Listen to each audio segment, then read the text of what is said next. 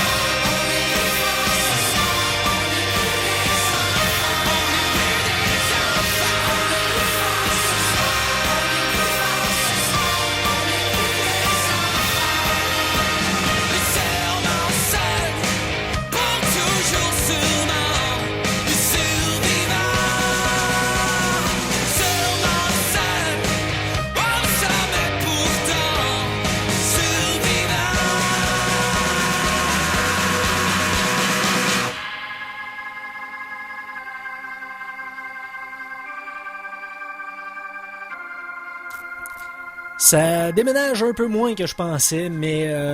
on n'est plus des enfants. On n'est plus des enfants, on est des survivants. C'était Gasoline avec Survivants. Je vous suggère d'aller voir le dernier album de Gasoline là, sur Internet. Là, ça a sorti cette année et il y a d'autres pièces qui déménagent encore plus que ça. Maintenant, ça fait depuis tantôt que tu parles, Conan, mais on t'a pas encore présenté en bonne et due forme, étant donné que t'es un invité sporadique. Alors, oui, voilà. Les Geeks du Contre-Attaque souhaitent la bienvenue à l'invité de la semaine.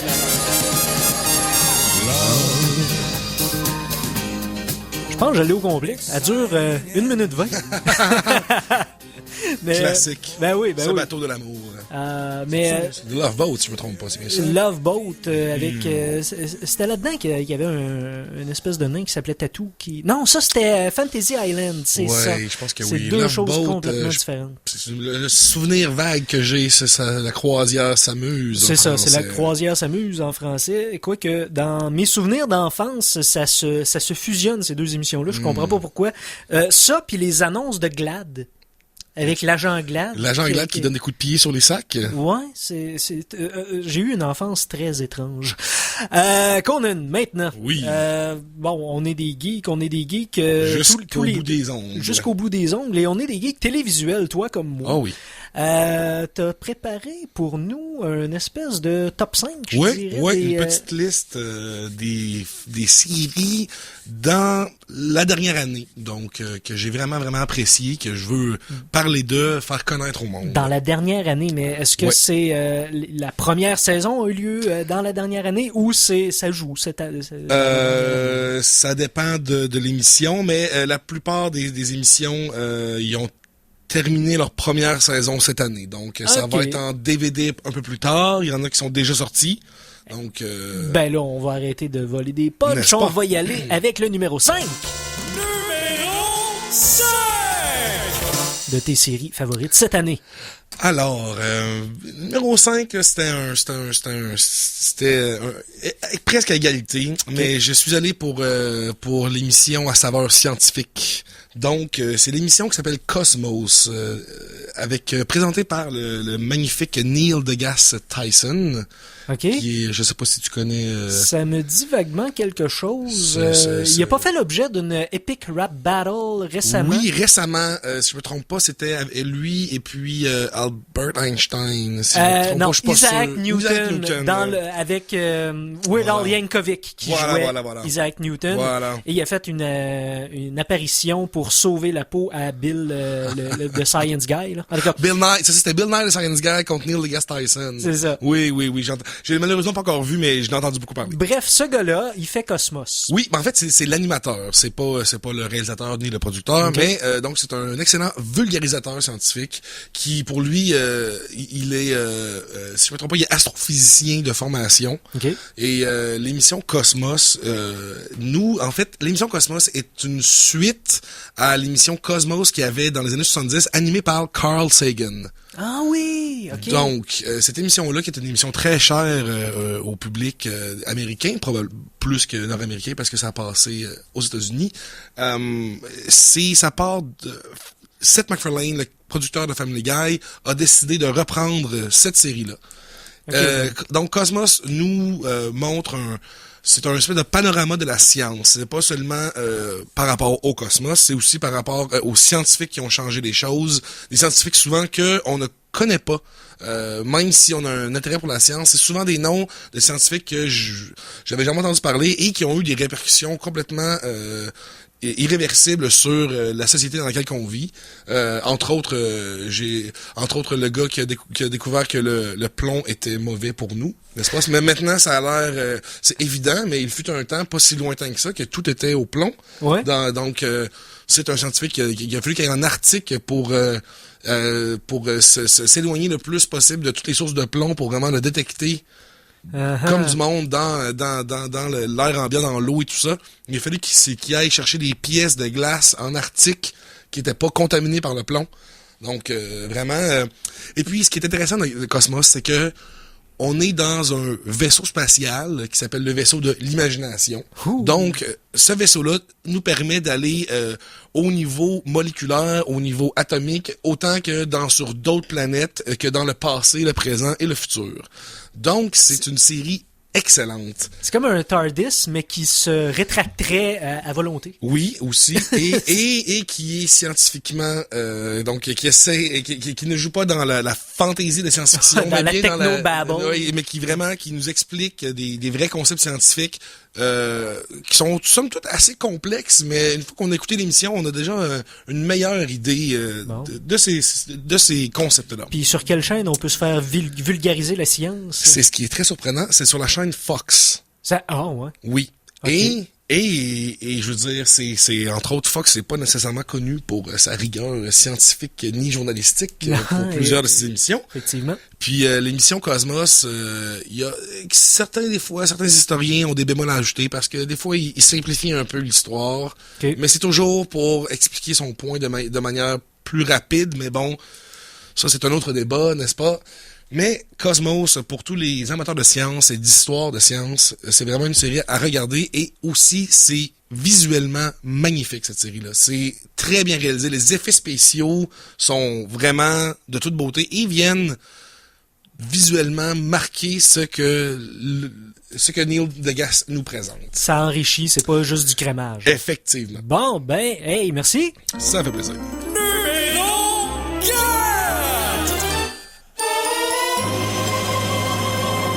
Dans ton top 4 des séries de la dernière année qu'on a... cette année. Alors là, cette année, il y a eu la deuxième saison de cette série-là. L'année passée fut la première saison. On reste un peu dans l'histoire. C'est la série Vikings. OK. Qui est présentée sur le poste Historia, qui d'ailleurs aussi n'est pas nécessairement un poste qui est reconnu pour sa rigueur historique. Là. Ancient Aliens et plein de choses de ce genre se retrouvent sur ce poste. Donc Vikings, c'est une série qui, comme le dit, est sur les Vikings. C'est un peu dur à décrire parce que c'est une série qui est quand même très sobre dans le traitement. On va pas voir nécessairement beaucoup de batailles. On est beaucoup plus dans les personnages, dans leur village, comment ils deal avec le roi du village qui veut aller vers l'est et puis il y a un explorateur qui dit non moi je pense que je veux aller à l'est. Puis dans le fond ça raconte les premiers Vikings qui ont le contact avec les Britanniques. OK. Et c'est une série absolument surprenamment très bonne. De quelle manière c'est traité? Est-ce que c'est très... est-ce qu'il y a une part de fiction, de dramatisation, ou si c'est juste des gens qui parlent, des historiens, des archéologues, des journalistes? Non, c'est vraiment de la fiction dramatique. OK. Donc on est vraiment là, on est avec Knut dans son village et qui se bat et tout ça. Mais les historiens eux-mêmes ont dit c'est probablement la chose la plus rapprochée de véridique de ce que la société des Vikings était. Faut dire que c'était pas une histoire qui était écrite, celle des Vikings. C'est une tradition très orale. Voilà. Donc, c'est difficile d'être complètement rigoureux et absolument. Et sur le nez, mais bon. C'est pour ça que c'est surprenant que les historiens sortent en disant effectivement de ce qu'on connaît de la société des Vikings, c'est probablement le plus près autant au point de vue de leur culture que de leur religion, que de leurs habits, que de leur bateau, que de leur... Vraiment, ils ont essayé d'aller chercher le plus proche de la vérité possible. OK, donc c'est sobre, mais c'est sobre et intéressant. Et avec des petites touches de surnaturel, mais là, on parle ici vraiment là d'une touche... à limite religieuse, j'imagine. Ouais, on a accès un peu à leur religion, donc il y a une espèce de personnes qui vont voir, une espèce de voyants qui vont voir pour avoir des réponses, ou peut-être qu'un personnage va peut-être voir quelque chose dans le ciel qui peut-être pourrait être considéré comme un esprit, mais c'est jamais, ça fait pas partie de la trame de l'histoire, dans le sens, il y a pas un esprit qui va arriver pour dire tu dois aller faire ça, ou donc c'est plus dans le suggérer. Sur le surnaturel. À un moment donné, il y a quelqu'un qui regarde en l'air puis il dit « Ah, Ragnarok! » Oui, quand les éclairs tonnent, justement, ils sont comme, ben là, c'est Thor qui frappe de son marteau et tout ça. Ouais. Donc, c'est pour ça que c'est vraiment, vraiment intéressant. Les acteurs sont super bons. Puis, ce qui est le fun, c'est que c'est une production... si je me trompe pas, norvégienne et québécoise. Canadienne, pardon. Okay. Il y a quelques séquences qui ont été filmées à l'île du Prince-Édouard, si je me trompe pas.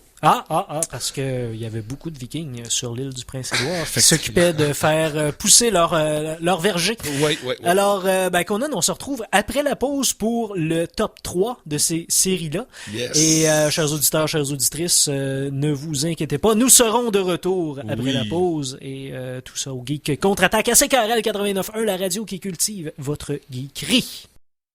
Alors attention, ici c'est François Pérusse et ce que vous écoutez en ce moment, c'est les Geeks Contre-Attaque. Fait que, watch out. À CKRL 89,1.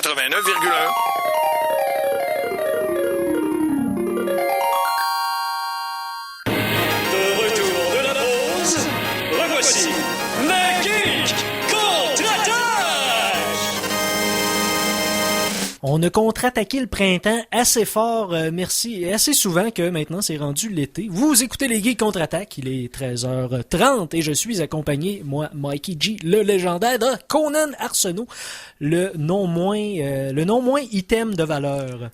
Alors, rebonjour. Hey, rebonjour. On était en train, avant la pause, de vous exposer le top 5 des meilleures séries qui ont joué cette année, d'après Conan. Mm-hmm. Et on est maintenant rendu au top 3. Numéro 3! Hey! Top 3. Donc... Alors, numéro 3.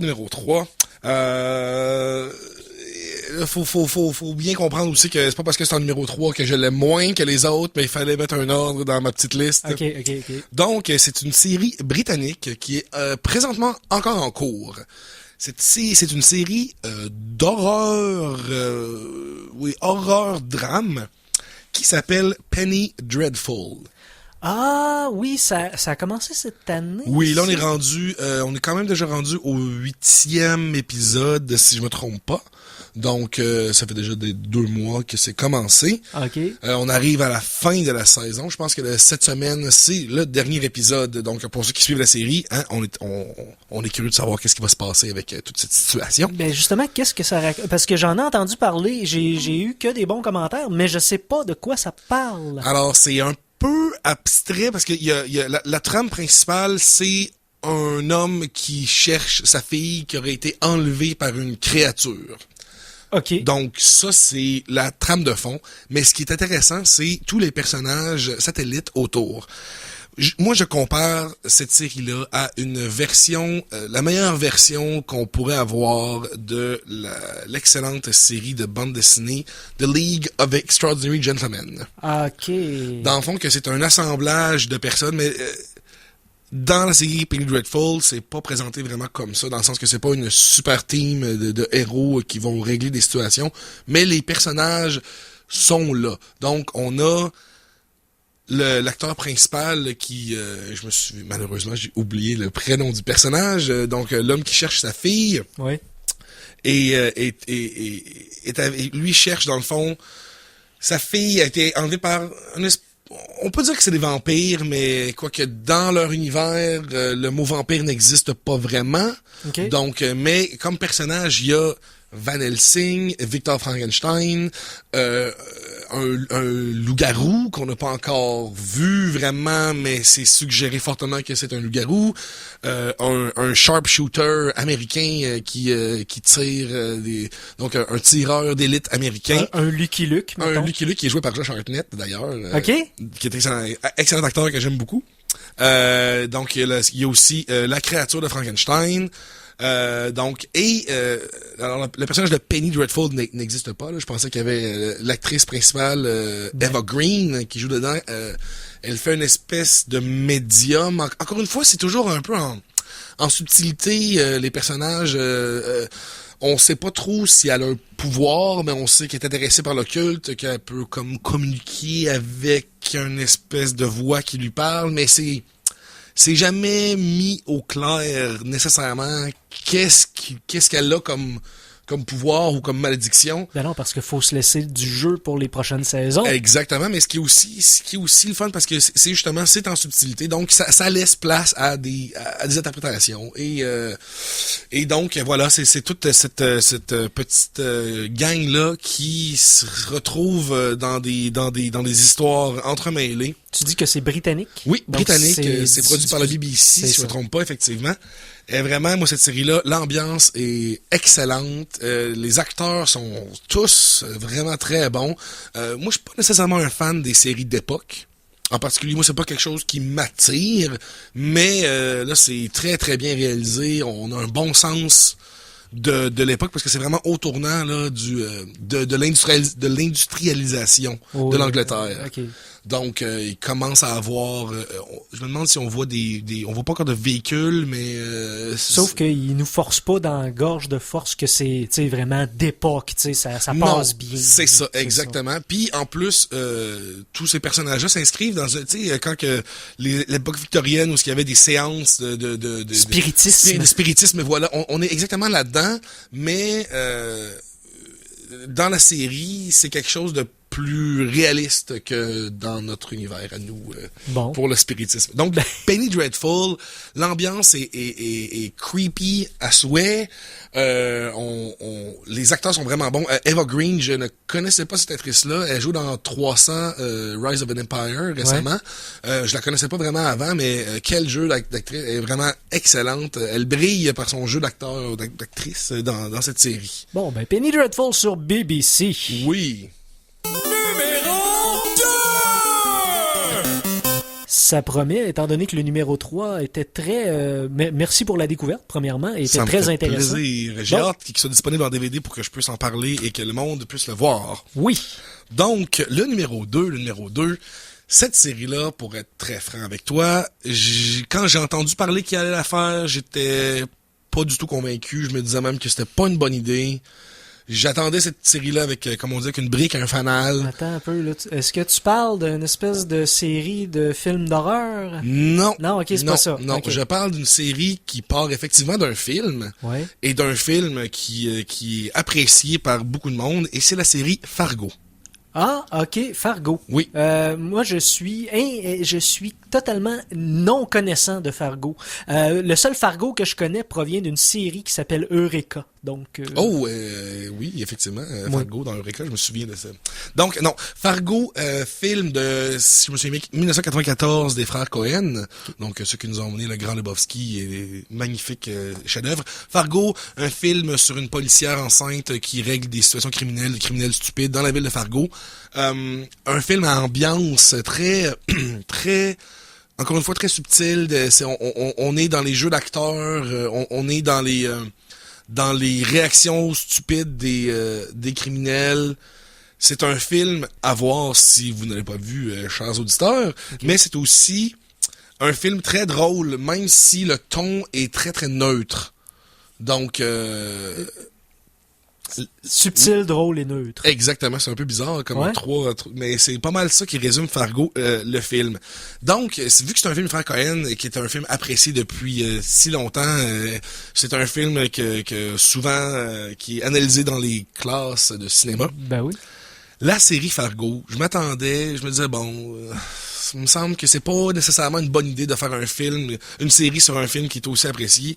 Ça risque d'être redondant parce que c'est des enquêtes policières. J'avais tellement tort. Écoute, Ok. moi, ça faisait longtemps que j'avais pas vu une série qui respectait premièrement l'ambiance dans le film Fargo. Mais même, parce que la série Fargo ne se passe pas dans la ville de Fargo. Mais il y a des personnages du film qui ont un lien, qui ont certaines actions qu'ils ont faites, qui ont un lien avec la série. Et puis, encore une fois, c'est une histoire de criminels qui prennent des décisions douteuses et des policiers qui essayent de démêler les nœuds que ces criminels-là ont fait. Fargo, beaucoup d'acteurs connus, Martin Freeman entre autres, qui joue Dieu.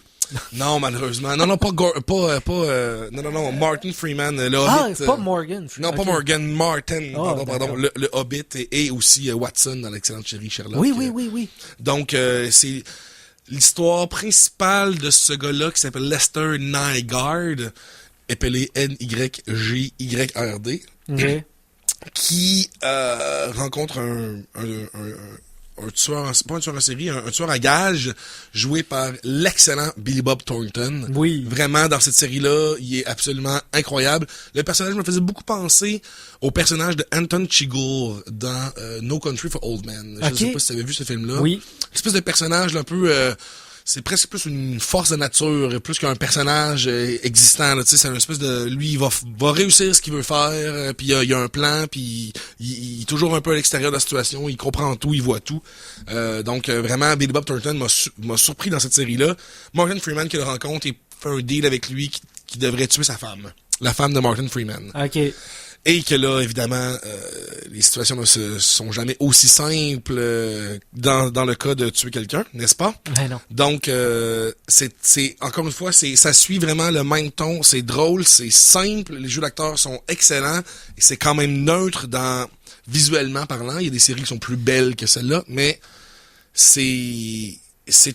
on finit un épisode puis on veut vraiment savoir qu'est-ce qui va se passer avec les personnages. Puis il y a vraiment une bonne distribution d'acteurs aussi. Il y a entre autres Colin Hanks, le fils de Tom Hanks, Ok. qui fait un policier. Il y a j'oublie le nom de l'acteur principal, le gars qui faisait Saul dans Breaking Bad. Oui. Dont j'oublie le nom de cet acteur-là. Mais donc, il y a lui, il y a Martin Freeman, il y a vraiment une bonne brochette d'acteurs. Et c'est très drôle et très, très bien filmé et très mature. Quelle chaîne a relevé le défi de diffuser ça? Je pense que c'est... J'ai oublié la chaîne qui distribue ça, mais il me semble que c'est une chaîne spécialisée comme... je pense que c'est Cinemax. Ok. Je pense que oui. Ou peut-être même HBO. Ben, est-ce que... Non, pardon, c'est sur Fox. Ah, sur Fox. Sur Fox, Tout simplement, donc, parce que j'allais te demander, pour savoir si c'est sur Cinemax ou sur HBO, HBO. est-ce que les personnages sacrent? Mais oui. Oui, mais très peu. Ok. On n'est pas dans la vulgarité du tout, là. C'est vraiment beaucoup plus. Il y a quelques sacres par émission, mais pas tant que ça. D'accord. Donc, Fargo. Fargo, à écouter.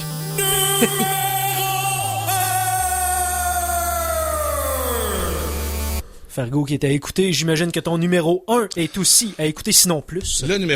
Mon numéro 1, écoutez cette série-là. J'ai cassé les oreilles à tous mes amis pour qu'ils écoutent cette série-là. J'ai cassé les oreilles à mes clients au travail pour qu'ils l'écoutent quand ça va sortir. Et c'est sorti la semaine passée. Je suis très content. C'est la série True Detective. Ah bon, ça y est, je me suis pas encore fait casser les oreilles. Donc... Ah ben écoute, c'est maintenant que tu vas te faire casser. True Detective, c'est une série qui passe à HBO. C'est une série, entre autres, avec les deux excellents acteurs, Woody Harrelson et puis Matthew McConaughey, OK. qui sont deux policiers, deux détectives, qui sont sur les traces d'un tueur en série, mais qui sont sur les traces d'un tueur en série et pendant 17 ans. La série couvre 17 ans. Deux Donc, policiers qui suivent un dossier pendant 17 ans. Ouais, ben c'est pas tout à fait ça. On est en flashback pour la première moitié de la série. Donc, on voit ce qui s'est passé en 94. Ouais. Et dans le temps présent, les deux policiers se font, eux, questionner par deux autres détectives concernant le dossier, qui est un dossier fermé selon eux. Mais bon, là, ils se font poser des questions. Donc, peut-être que ce dossier-là, peut-être qu'il se passe encore des affaires. Mm-hmm. Cette série-là est absolument incroyable. L'ambiance présentée, les acteurs, tout est absolument juste. J'ai rien à rajouter ou à enlever à cette série-là, ce qui est extrêmement rare. Dans mon cas, j'ai toujours un petit quelque chose à dire. Woody Harrelson puis Matthew McConaughey, côté casting, ça fit pas, on dirait. On dirait que non, mais c'est ça aussi l'énergie qu'il y a entre les deux personnages. C'est un peu là comme dans tous les trucs, les body cop movies, ouais, là, deux personnalités distinctes. Mais là, on sent vraiment que malgré le fait qu'ils se détestent, parce que Matthew McConaughey qui fait Rust Cole joue un personnage, une espèce de nihiliste, vraiment complètement défaitiste sur la nature humaine et la vie. Et puis Woody Harrelson fait plutôt une espèce de père de famille qui essaye d'être un bon père de famille, mais qui est un peu aussi pas correct. Ouais, désabusé. Et il fait des choses qui sont pas nécessairement, qu'on n'approuve pas nécessairement. Okay. Donc, mais tout est absolument incroyable dans cette série-là. L'ambiance et les acteurs, voilà. Puis même les acteurs secondaires sont excellent aussi. C'est ce qui est surprenant, c'est que tous les acteurs qu'on voit, il y en a des fois même qu'on a peut-être presque l'impression que c'est pas des acteurs, tellement leur jeu est naturel, okay. Tellement qu'ils s'inscrivent bien dans leur milieu, parce que ça se passe en Louisiane. Dans les années 90. Donc, c'est vraiment, là, c'est des bayous, des forêts, des villes toutes défaites par les nombreux problèmes qu'il y a en Louisiane. Vraiment, True Detective, puis là, je veux pas trop en parler parce que je veux vraiment que je veux vraiment garder le mystère, mais vraiment, cette série-là, je n'ai rien à redire, je n'ai que des éloges, puis je peux quand même vous dire à quel point que l'ambiance était bonne. Dans la dernière émission, il y a un moment qui est tellement stressant.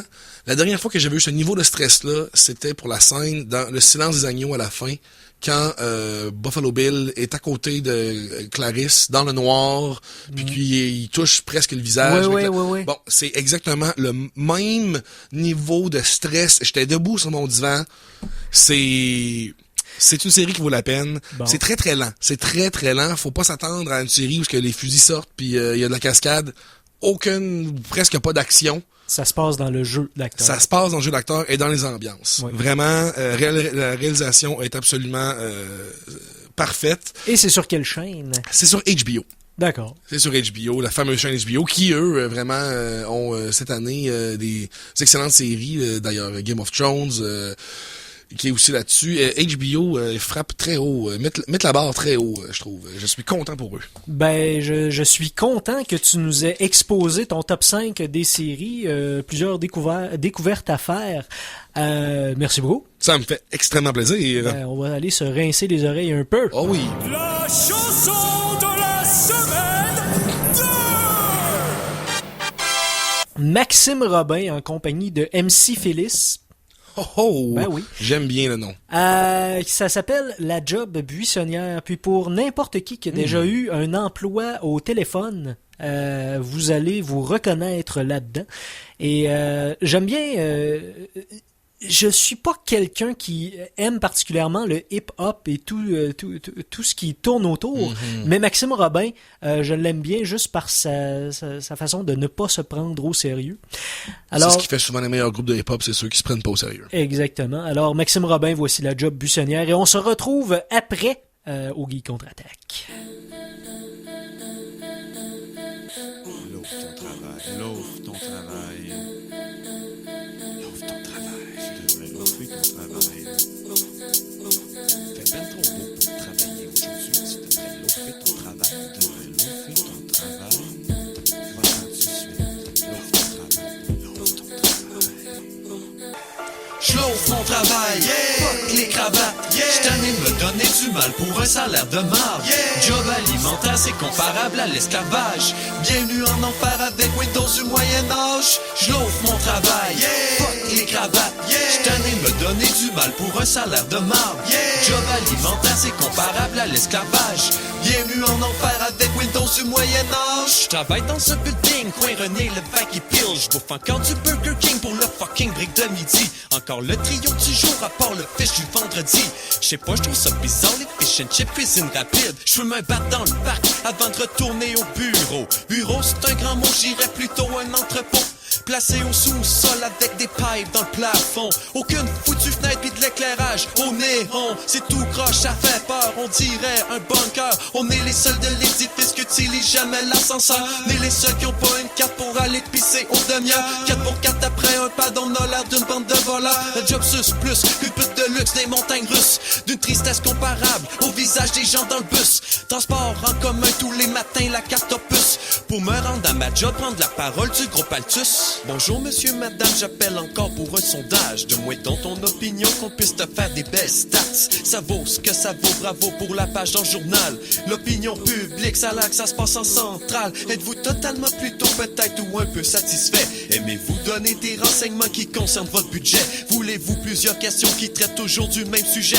Donne-moi donc ton opinion, on s'en crisse si tu soupais. J'louffe mon travail, fuck les cravates, J'suis tanné de me donner du mal pour un salaire de marde. Job alimentaire, c'est comparable à l'esclavage. Bienvenue en enfer avec Windows du Moyen-Âge. J'louffe mon travail, fuck les cravates, J'suis tanné de me donner du mal pour un salaire de marde. Job alimentaire, c'est comparable à l'esclavage.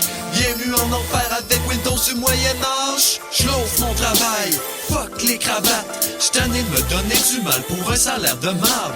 Job alimentaire, c'est comparable à l'esclavage. Bienvenue en enfer avec Windows du Moyen-Âge. J'louffe mon travail, fuck les cravates. J'louffe mon travail, fuck les cravates. J'louffe mon travail, fuck les cravates.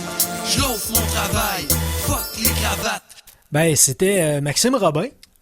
Excellent. Ça m'a surpris. Très drôle. Ben, c'est ça. C'était Fuck un les peu... cravates. Fuck les cravates. Maintenant, ben, on va clore ça avec ton sujet de prédilection, c'est-à-dire... Chronique Cinéma!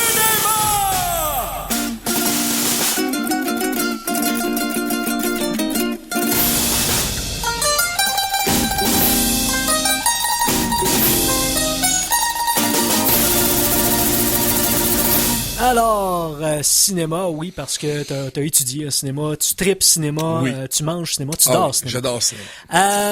Coup de cœur, coup de gueule. Alors, je vais commencer par mon coup de gueule parce que je veux partager le fiel que je ressens par rapport au film que je vais vous parler. Je vais pas trop en parler longtemps parce que c'est plus facile de parler de quelque chose qu'on n'aime pas. Ouais. Mais vraiment, j'ai vu le film A Million Ways to Die in the West du réalisateur Seth MacFarlane. Celui qui a fait Ted. Ted, effectivement, puis qui a fait aussi l'excellente série Family Guy, entre autres. Oui.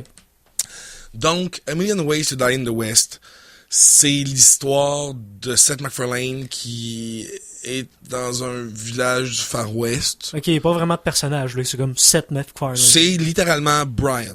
les tirades qu'il y a, c'est vraiment comme un homme du 21e siècle qui a des réflexions du 21e siècle sur... Brian, le chien de Family Guy. Oui, vraiment, le Brian, le chien de Family Guy. Donc, il y a des observations intelligentes sur le milieu dans lequel il se trouve. Mais là, donc, c'est comme un gars qui se retrouve... C'est comme si c'était quelqu'un de contemporain à nous qui est dans le village Far West. Mais c'est jamais nécessairement... C'est pas basé là-dessus, dans le sens... C'est pas comme il ne revient pas du futur, là, c'est vraiment juste quelqu'un qui est dans le Far West puis qui chiale parce que tout le monde meurt. Concept générique du poisson hors de l'eau. Mais c'est même pas nécessairement un poisson hors de l'eau parce que il est dans ce milieu-là déjà, c'est plus comme si par un heureux hasard, il parlait de exactement la même manière qu'on parle maintenant. Donc déjà là, il y a un clash. C'est donc bien flou pour rien. Oui, effectivement, ça aurait été plus drôle si on avait su qu'il venait du futur, mais bon. Donc, qui doit défendre... non, en fait, il se fait entraîner par une fille pour regagner une fille qu'il ne l'aime pas. Mais définitivement, c'est un projet de vanité de Seth MacFarlane qui joue, réalise, écrit... et tout ça avec un visage qui dégage autant d'émotions qu'une planche de bois avec des sourcils. Non, c'est un gars de voix. Et sa voix est excellente, mais on ne devrait pas voir son visage. C'est ça. C'est malheureusement... Voilà. Bon, ben... C'est grosse déception sur toute la ligne, des jokes de caca, pas très drôles, beaucoup de vulgarité qui est vraiment superflu. Là. On n'était pas obligé... Il y aurait eu moyen de faire les mêmes gags sans dire 50 fois le mot vagina, ça aurait été drôle quand même. OK. Puis des opportunités ratées de gags à tous les coins du scénario, vraiment. Mais je vais quand même dire une note positive là-dessus. C'était très bien filmé, les costumes sont très beaux, la musique est bonne, la direction photo est excellente aussi. Mais quel dommage, pour paraphraser mes amis de Red Letter Media, quel dommage que tout ce talent a été au service d'un navet qui se veut même pas si drôle que ça, puis c'est vraiment un projet de vanité de Seth MacFarlane. Donc un 2 sur 10 pour la production. Bon. That's it. Ben coup de gueule pour A Million Ways to Die in the West. Déception. Maintenant, ton coup de cœur. Yes, coup de cœur. Alors, c'est un film qui est sorti en 2013, mais là présentement il fait le tour des festivals. C'est un film réalisé par Jérémy Saunier. Un nom assez obscur, et qui a réalisé Murder Party. Je sais pas si tu avais vu ce film-là. Non. Le film s'appelle Blue Ruin. Okay. Donc, les ruines bleues. Blue Ruin, qui fait référence au véhicule principal du personnage, qui est un char bleu, qui est tout à fait en ruine. Donc, l'histoire en tant que telle, c'est un jeune homme, si on veut, un homme qui vit, qui est un sans-abri, qui apprend par les nouvelles que la personne qui a tué ses parents est libérée. OK. Et il décide d'aller prendre sa vengeance. C'est un tour de force pour le scénario parce que on s'entend que c'est pas une histoire qui est particulièrement originale. C'est quelque chose on entend le concept et on se dit bon, voilà, il va faire sa revanche. Le jeu des acteurs, absolument incroyable. Les dialogues, aucun dialogue superflu, ce qui est très rare dans un film. Et puis, l'acteur principal est vraiment excellent. Moi, je ne connaissais pas cet acteur-là, Macon Blair, qui a joué, en fait, dans pas grand-chose qui a vraiment été gros, mais quel acteur à surveiller. Macon Blair, il commence le film, c'est vraiment un sans-abri, là, que je veux dire, il se sauve, il va prendre des bains dans les maisons du monde qui sont pas là. Okay. Puis il se sauve quand le monde arrive. Tu sais, c'est vraiment là, c'est un vrai sans-abri, mais qui est comme, il est pas dangereux ni rien de ça, mais... Ah non, c'est un chat de ruelle vraiment habitué à la vie, sauvage urbaine. Exactement. Ouais. Donc vraiment, Blue Ruin, film de vengeance si on veut, mais réalisé de manière impeccable. Les acteurs sont tous excellents. Puis c'est vraiment dans la réalisation, puis dans le jeu des acteurs. Encore une fois, là, c'est là que la qualité est. Puis c'est un film qui surprend tout le monde dans le festival. Vraiment, souvent, il y a des prix de surprise du festival parce que personne s'attend à ce qu'un film avec ce sujet-là soit aussi intéressant. Bon, ben, Conan, tu viens depuis 1 heure que tu nous donnes des raisons de faire le couch potato. Le taux de cholestérol du Grand Limoilou et de tout Québec va augmenter. grâce oui. ou à cause de toi. Ben, je te remercie pour... Je suis prêt à prendre le fardeau. On va équilibrer les choses parce que Isabelle Baume va nous faire danser avec Salsa y Terraza tout de suite après ces quelques messages. Alors c'est ainsi que se termine l'édition, la première édition vraiment estivale des Geeks Contre-Attaque en ce 21 juin 2014. Conan, merci beaucoup. Merci à toi, Mikey. On se revoit sur les ondes, j'espère bientôt. Très prochainement. Et moi-même, le légendaire Mikey G, qui ne me reste qu'à vous dire salut les geeks!